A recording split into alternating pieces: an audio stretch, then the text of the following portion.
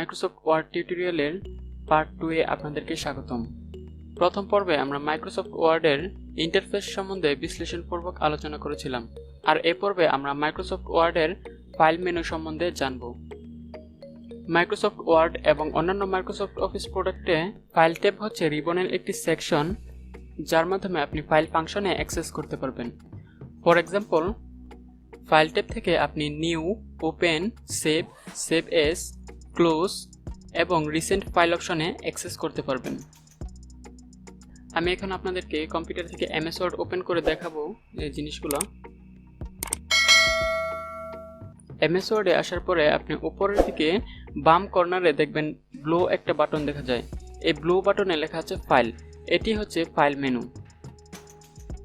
এখানে ক্লিক করার পরেই আপনারা ফাইল ফাংশনে চলে যাবেন।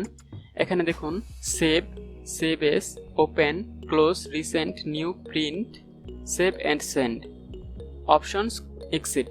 এসব যদিও এই ফাংশনগুলো মাইক্রোসফট অফিসের বিভিন্ন ভার্সনে বিভিন্ন রকম হয়ে থাকে, তবে জেনারেলি মাইক্রোসফট ওয়ার্ডের সকল ভার্সনেই save, save as, open, close, new, recent, options, exit এই ফাংশনগুলো থাকে।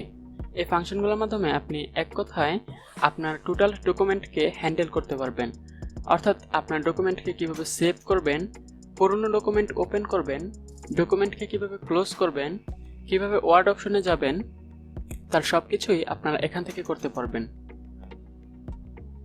নেক্সট পার্টগুলোতে আমি এক এক করে এই সকল অপশনের বিশ্লেষণপূর্বক সবগুলো অপশনের কাজ জানবো, এবং পরবর্তী পার্টগুলোতে আমরা এই অপশনগুলো সম্বন্ধে একটি একটি করে জানবো।